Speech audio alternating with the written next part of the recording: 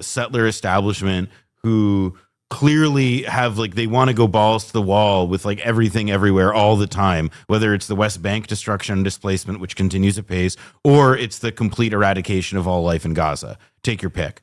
And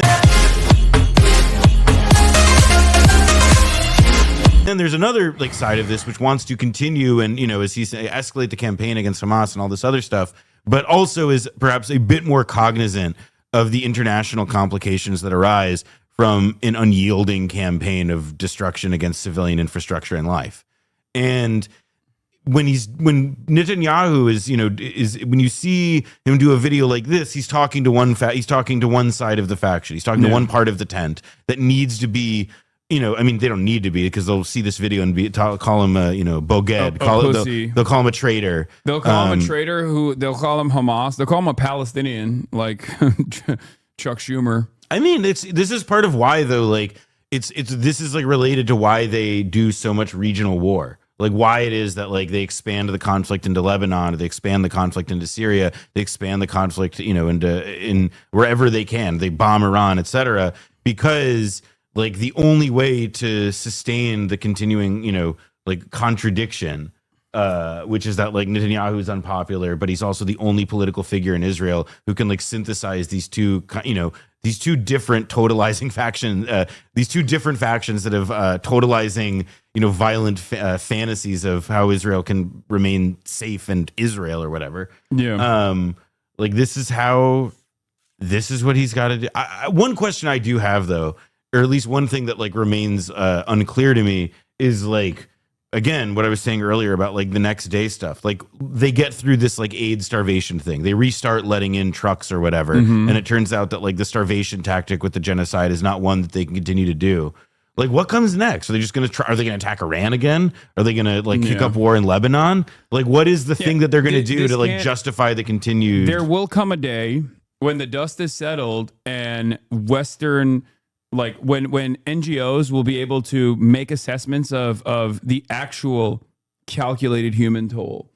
And when that moment comes, it's fucking over. Like that is basically an atom bomb for Israel. And I think that Israeli officials recognize that. I think that the war cabinet understands, like Benjamin Netanyahu understands that. Yes. There's no propaganda that you can do when Western journalists enter the strip and they showcase the full extent of the death and destruction campaign. And we look at the real numbers, not like the unimaginably conservative underestimate from a crippled healthcare system within the Palestinian health, within the Gazan health ministry, but like the actual numbers. When that happens, the actual death and destruction, when that happens, it's over. No one will, people already have dropped Israel completely. It's already a pariah all around the world. It has been a pariah in the global south forever, since its inception, because many people understand the role that Israel plays for American interests. Having said that, it's also become a pariah in the only areas around the world that Israel cares about, which is the Western world. It's not a pariah amongst the political class or maybe the media, but it is certainly a pariah amongst like regular people. So it's done. And once Western investigators can go and look directly, once Western investigators can go and look at directly the human toll here, the death toll here, the real numbers here, it's extra over. And I think they understand that, which is why they can't have a long and continued ceasefire, because people are going to start saying, okay, now we have to come inside. And the Israeli and American answer to this problem also is to like continually emphasize the idea of like, well, the leverage we can use to get Israel to end the war is something like a regional peace. Like we will continue to, like Israel will stop doing this, or Israel will back off, and Israel can avoid perhaps the kind of ultimate, like, you know, let's call it fatal blowback to the state of Israel that would arise from like letting some transparency in a real way to Israel, into Gaza. Like they're going to basically try and get like Arab governments to say everything that's happened is fine. And they're going to try, or that like Israel can be normalized and all this now. And that like that piece of leverage and getting the Gulf Arab states to underwrite the tab of reconstruction will be like the way that they settle this, because it'll have been like, no take backsies. We've already figured out like what the solution here is. Like, it doesn't matter that you guys want to send an investigator. It doesn't matter that you guys want the ICJ, indictment to be expanded. It doesn't matter. It doesn't matter. It doesn't matter. We've created a new geopolitical reality.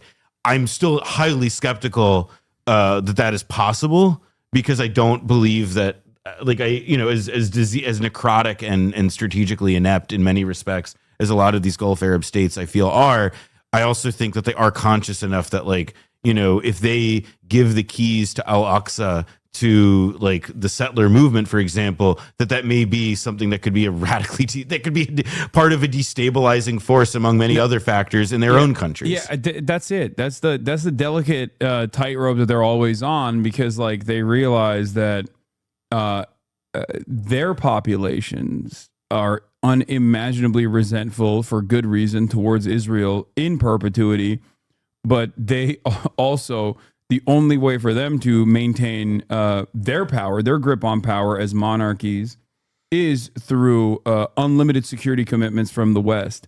And that's the reason why they have to, behind closed doors, say like, do whatever you want to Gaza. We love Israel, whatever.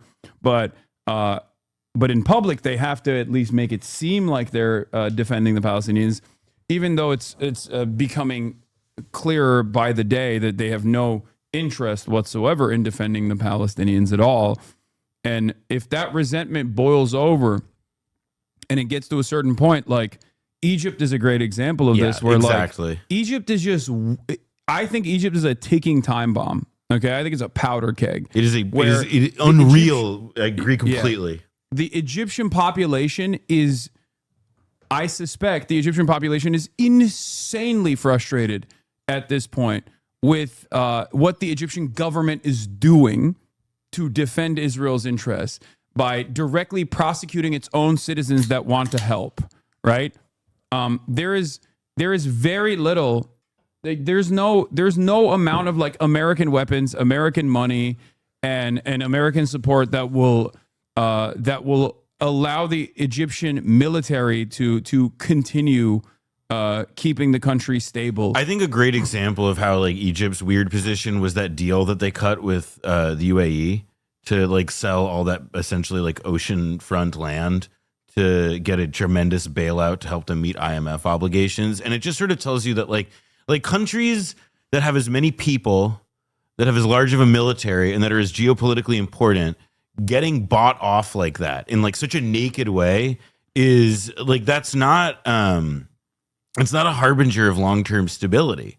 Like that tells you that things there are actually probably pretty delicate. Yeah, on July 25th, a group named Iron 17 stormed the state security's headquarters at the Masara police station in Cairo, detaining several security personnel for hours. Videos filmed show the group condemning the closure of the Rafah crossing, a lifeline for Gaza's besieged population, and the arrest of activists collecting aid for the enclave. Their message was, end the genocide in Gaza and stop repressing Egyptians. That's it. Like, this is going to continue happening with greater frequency, and it will get to a point where it yields. It will get to a point where it will turn into a rebellion if they continue saying like, oh, we're not going to do anything. We're not going to do anything. There's another thing here. I saw a chatter mention this, and it's also true, which is about like a lot of one of the biggest factors that people aren't really considering yet. And it's understandable why, because it's very difficult to, but it's about climate change. And that is, in Egypt, that is extremely important, both because of the issues of the Nile. There's a new dam built in Ethiopia that's also poised to like set against like not a knock on Ethiopia for building the dam, but just that like it's getting more, like, resources are not getting simpler there. They're getting more complicated. Yeah. And then you have obviously on top of like all of the infrastructure for climate resilience that all of these countries are going to have to invest in, at the same time that like the UAE is trying to like entrench Dubai's status as like the, crossroads / money washing machine of the world. And it's not like, again, these are contradictions that like, they don't necessarily end with like the collapse of like the regional order or something so smoothly, but it does suggest that there are like a lot of fucking problems that none of these governments have a particularly cohesive, have a particularly coherent set of ideas about how to resolve. I mean, the most that we see they're doing in this is that like, maybe they're dialing back some of the Neom line city, like some of the more crazy adventurous stuff or whatever. Yeah. George Ibrahim Abdullah said that Greta's coming from Sweden to break the siege while Egyptians are doing fuck all, and he's not wrong. Yeah. I think that the Arab populations are seeing what their leadership is doing, or their lack of response, and their role in this as like a protectorate of Israeli and American interests in the region, while the rest of the world is like doing more. Where you got like white Christian Europeans doing more than the Egyptian government or all these like Gulf states. It gets to a point where people are gonna be like, "What the fuck what's happening here? Like, what are we doing here?" They're not comfortable enough. Also, Egypt, in their finances, they're not comfortable. They are experiencing the same kind of volatility that you were talking about with like climate change, economic destabilization born out of climate change as well. That also allows this to be allows there to be too much resentment and enmity. Like, there needs to be a pressure valve for these people, and eventually, that's what's going to happen. Like, George Floyd was simply the catalyst, but people were already frustrated because of a multitude of different factors, whether it be lockdowns, whether it be the economic instability that we're experiencing. And all it sometimes takes is like one catalyst for people to say, it's over. It's the breaking point. We've reached it. Fuck you. And go out and protest on the streets. And let's also say, successfully create a rebellion. Let's also say the closest that Israel has come to falling, like the closest in its history when it was at extreme peril in 1973, at least in the last half century, it was because of the Egyptian army. I think that there's a real, like, it's, you know, there's a real, like, part of why Egypt has historically needed to be weak from the Israeli strategic point of view is because Egypt is the only one of Israel's neighbors that by itself could develop the military capacity to actually take down the Israeli regime. Shit. Oh, shit. Old Barry, he came out.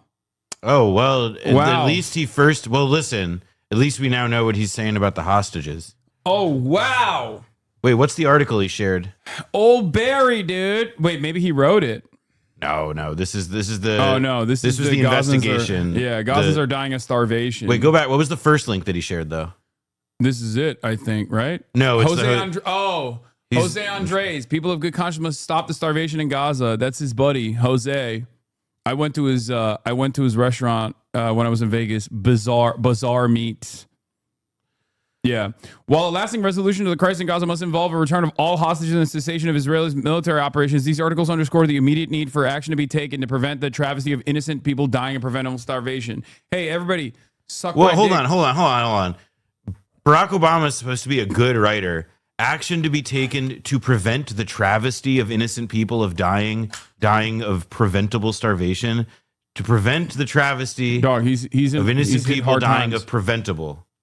He's hit hard times. Prevent. Okay, first of all, that's just good writing. His marriage is in turmoil. Okay, that's number one. Maybe you should work on preventing that. Jennifer Aniston is not throwing it back like she used to. That's another issue. Okay, and last but not least, it's really hard for him to say something mean about Israel or even remotely critical about Israel 22 fucking months into. Let me be clear. Goddamn. I want to have a showbiz career. I want to produce things. I want to make movies, make films. Yeah. And we all know who runs Hollywood. We all know who runs Hollywood. It's no joke. He does. That's true. He is a Jew hater. That's actually that's actually been the long game. This is like his. Listen, I as the number one Jew hater.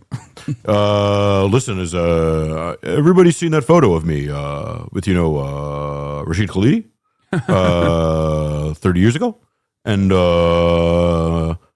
listen, I've been practicing African American taqiyya this whole time. Yeah, Muslim taqiyya. He is a Kenyan Muslim after all. This is great. Aid must be permitted to reach people in Gaza. There's no justification for help keeping food, water away from civilians. Yeah, Obama finally, Barry O, dude, he did it. Obama. Well, that's what that Tommy Veeder tweet was prepping us for. Yeah. It was like, don't get on your high horse. Oh my God. you're joking, but like, I don't think that's a joke. I think that might be literally why. Well, listen, Tommy Vietor, as a former spokesperson for the National Security Council at a time that it was drone striking so many civilians we lost count for a bit there, he knows a lot about high horses and when to get off them.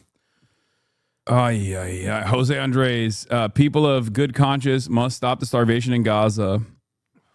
Damn. Jose, also an anti-Semite. Anti-Semite of the week. I mean, but he's had like his employee. I mean, in his case, I will say that like this is even a little bit like sad because like his staffers have been killed. Yeah, his friends. Like, they've been blown up, and he's not. People he knows were murdered by the Israeli state while they were literally there. I will say this over and over again. Listen, Jose Andres, massive liberal. I think he's overall a good dude. Sure. Okay. And his food was great when I went to his restaurant. But like, he was sent, World Central Kitchen was sent into Israel and then into the Gaza Strip to operate within the Gaza Strip specifically to do the same kind of propaganda that the American state was trying to do, to claim that Israel is allowing aid in. How can you say Israel's not allowing aid in? Look at this beloved figure, Jose Andres, and his beloved beloved World Central Kitchen. Okay, that is the reason why he went in with obviously the Israeli go-ahead, handshakes and photo opportunities, and he went in and he set up the World Central Kitchen inside of the Gaza Strip. They were engaging in, of course, as every aid worker has to in the Gaza Strip, deconfliction with the Israeli military, and they still triple tapped his fucking staffers. Listen, it's because you may not know this, but WCK, okay? WCK, Yeah. World Central Hamas. Oh, yeah. The K for Hamas. The K for Hamas, yeah. Yeah. And in any case, like, he obviously changed his outlook quickly after that. So he has been an outspoken advocate since Israel killed his staffers.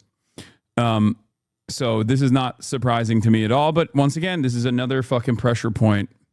This is another pressure point.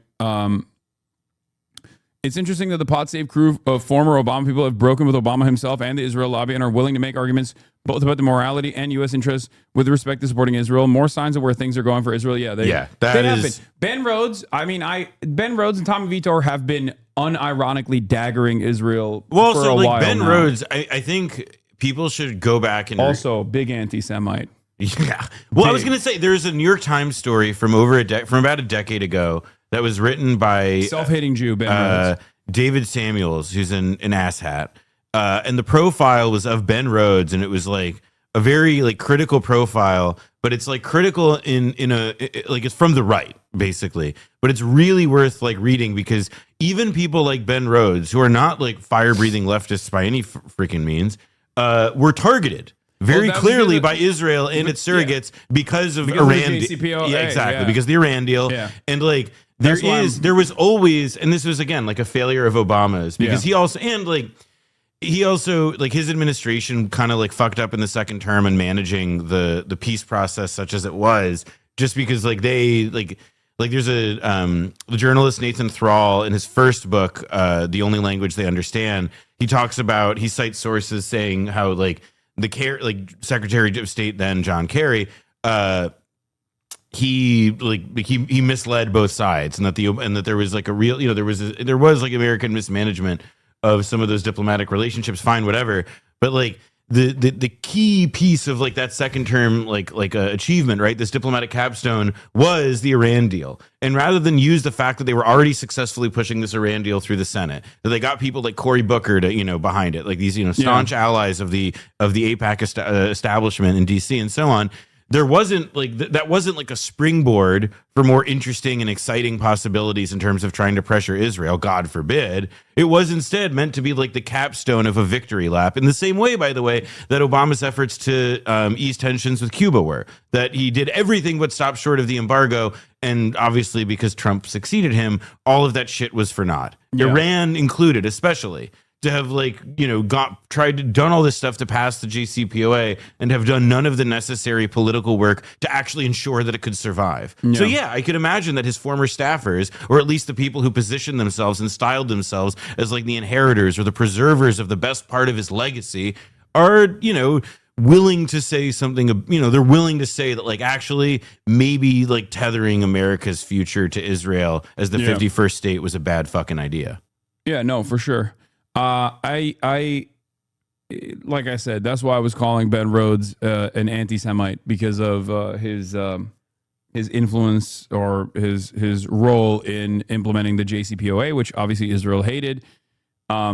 Just like Israel does not want a stable Syria, even if it's directly under the influence of another American ally, another regional player in the region, Turkey. This is a similar playbook here for Israel's interest to look at Syria in that way. Also Egypt, which is Iraq. Until the Iraq War in 2003, Israel's biggest strategic antagonist, biggest regional antagonist, was Iraq, at least as they saw it. And that's why Netanyahu spoke before the American Congress to say, listen, I know something about fighting terror, and we must get Saddam.